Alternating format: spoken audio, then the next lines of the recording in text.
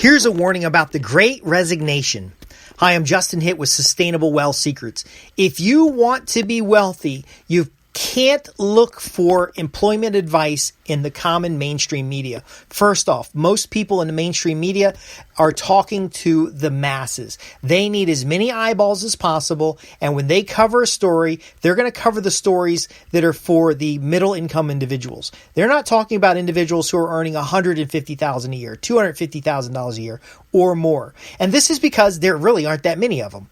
If you're earning in the top 10% of wages, there are a limited number of publications going to talk to you. Second, the mentality of most publications and most advice available in general is that employers are bad and employees are good. That's not always true. Employers have one set of goals and objectives that very often do conflict with the individual employee themselves. Now, of course, if it has a high-income professional, you don't want to piss off your employer because they're going to let you go. The best thing you can do is make sure that you're living far below your means so that you're not struggling paycheck to paycheck. Yes, there are high-income professionals making $100,000, $200,000, even $300,000 a year that are living far beyond their means. Very often they live in higher density cities like New York, Los Angeles.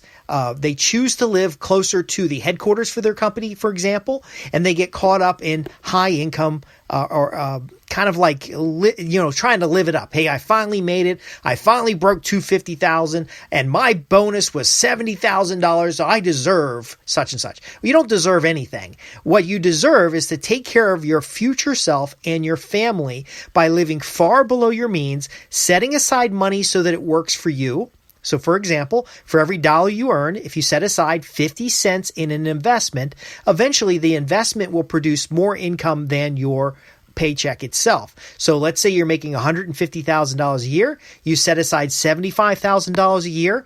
In 10 years, you're going to have a nest egg that is paying out as much as your paycheck. Now, again, it really does depend on the economy. It depends on a lot of things. But the discipline necessary to set aside half of your earnings, this is very important.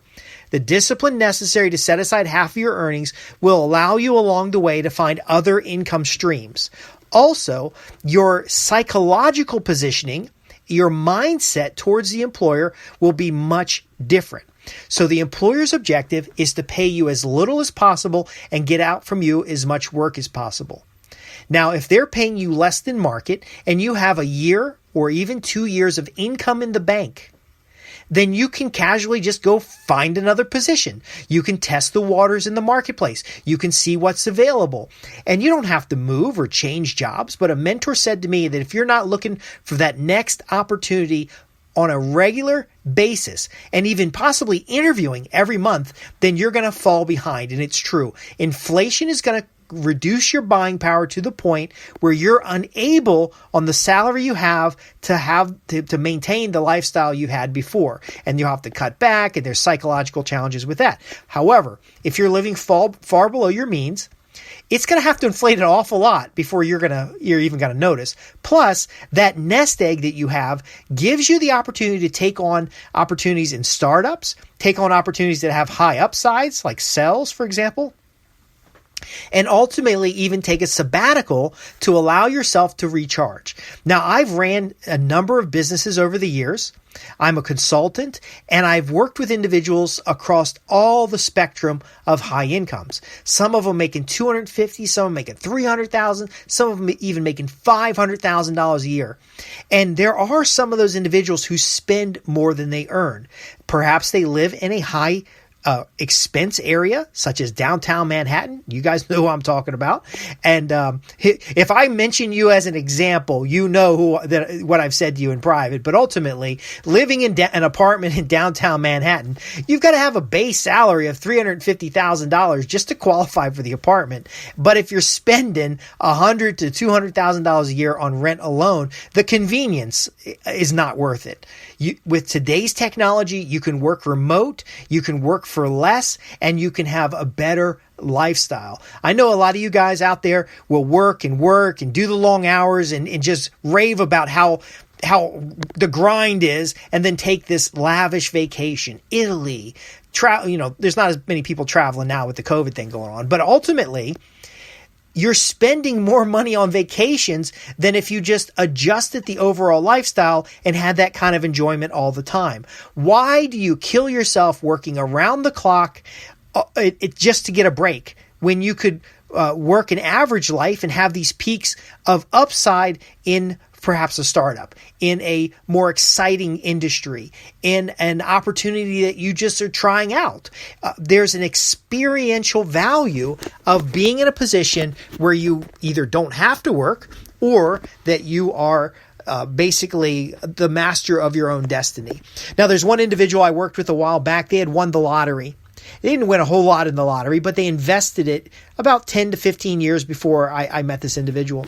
And they pretty much work a 4-day week, and every Friday through Sunday travel around the country.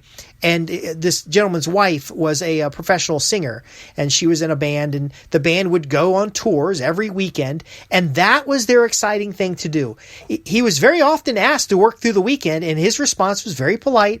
I've already planned something. If you let me know in advance, maybe we can work something out, but ultimately, I'm not going to work through the weekend. And the employer, he was able to produce high quality work. The employer didn't like that he had this attitude, but ultimately they weren't going to let him go. This gentleman was an engineer. He did great work, but his experience and demeanor allowed him to say with confidence, "Thank you very much for mentioning this, but I have something else to do."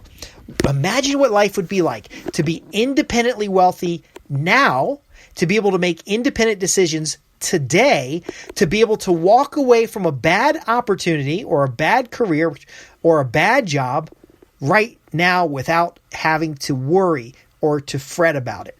Now, there's a lot of places where the company wants you to live paycheck to paycheck. They have these extracurricular activities. They allow managers to boast and brag about these expensive vacations that in the majority of the cases they're financing on their credit card.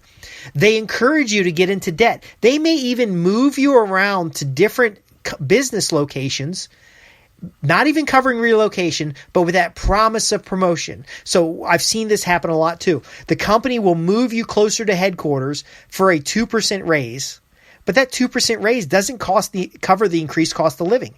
But again, you feel loyal to the company. It might mean there's a lot of things. What our brain does often is it projects, oh, I'm closer to headquarters, so this might mean a new opportunity in this other division. It might be a step closer to vice president. It might be all the bullshit they told you to get you to make the decision, and they're simply consolidating in order to reduce an office.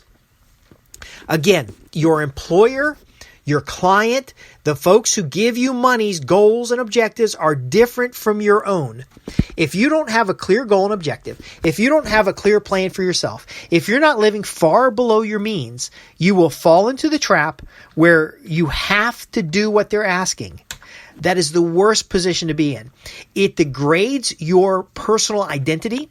It reduces your confidence and ultimately makes you a servant or a vassal to the company itself. Now, in some cases, you become a slave. I have seen high-income slaves. Some of the folks working out at Google and some of the folks working out at Facebook, they are eating all their meals at work. They're going to the gym at work. They're essentially in the company culture so deep that it emotionally disturbs them to think about leaving. Now, that can be good if it's working out for you, but if it's not, if you're not able to save, if you're not able to build up a nest egg, if you're not able to stay on track for retirement, if you're not able to have multiples of your income in the bank in liquid, then you're in a bad situation. Now, I wrote a report called What Do You Want and How Do You Get It? It's available on the website. I reference it in many articles. It'll be in the show notes. This report helps you discover what is it that you really want. I know people often get tied up in a career and that career becomes their identity.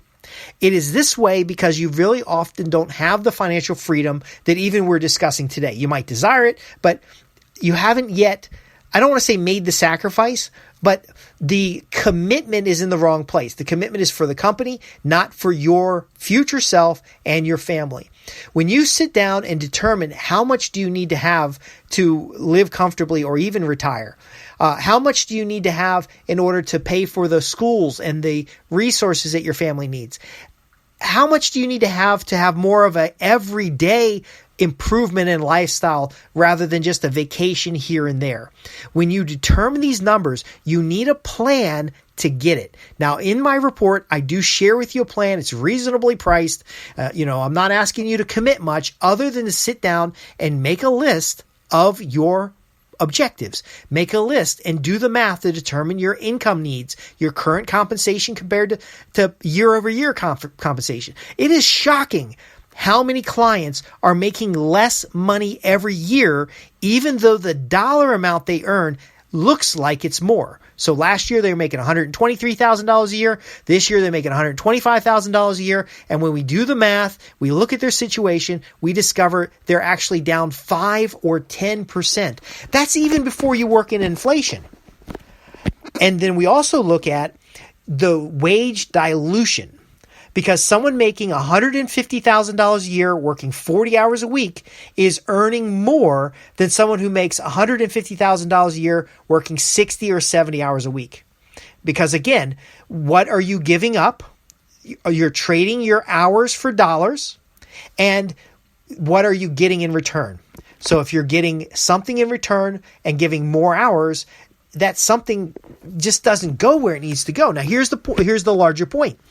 If you don't have residual income and you're only trading dollars for hours, there is a point where you're going to run out of hours. And you're going to get embedded in the mindset that you got to work more hours. So you're going to take on a second job. You're going to take on risk positions. You might even do consulting as a side opportunity and find out that you're earning less than minimum wage over there. I did a calculation for a client and they had this little side hustle making about $50,000 a year gross. And their main job got them about $250,000 a year. And the question they had for me was, at what point do I switch to the consulting? Now, clearly they enjoyed the consulting more. The consulting built up brand and it built up kind of a perception of value, but it wasn't related to their main job. They were starting to get to the point where they're gaining recognition and expertise that clients were coming to them. And there were time conflicts because the consulting was taking sometimes 10 to 15 hours a week. And they were already working nearly 60 hours a week at their job. Now, my advice to them was to reduce the hours they worked at their job, better organize what they do, and optimize their position because they were at risk of losing the $250,000 a year job ahead of their capacity to make up the difference in the consulting gig. But when we ran the math, we realized their net return on the $50,000 a year they were making, it doesn't matter that they're billing $150 an hour and they're only making $60, $70 an hour at the other company. Their net return on the business was negative by $23,000. So yes, they're bringing in an extra $50,000, but they're losing $23,000. And in fact, they would make more money by taking the money that they're putting into the business overhead and putting it in the bank and then collecting interest off of that than they did doing the work. Now, I understand the situation. The individual really did enjoy consulting. So what we had to do is go through what did they enjoy and how can they continue to do that either in the capacity of their current occupation or in the capacity of something that built up that income stream outside of work.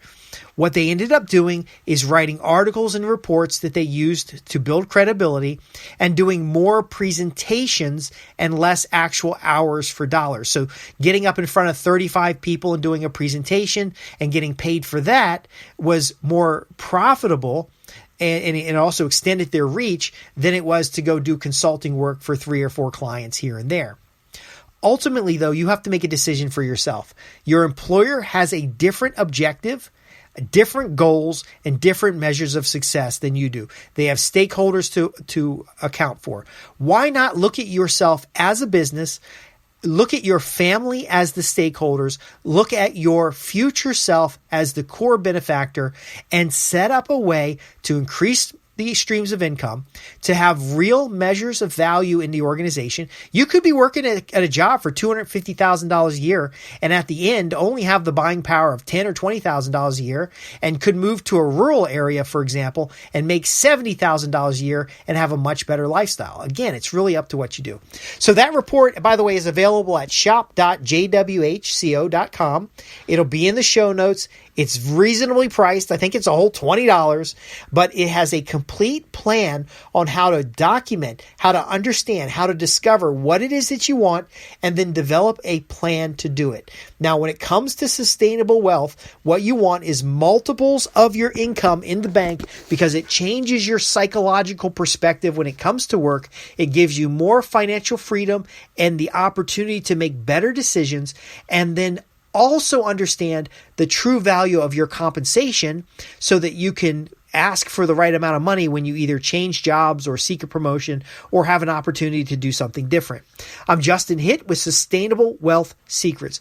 We help you transform more of your income into net worth, to have that lifestyle, to have that opportunity, and to grow despite economic problems or inflation or all these other things. I want to thank you for listening. And if you have any questions about this or any other program, visit me at www.sustainablewealthsecrets.com. Go to the contact page, drop me a note. I'd love to hear from you. Thanks for listening.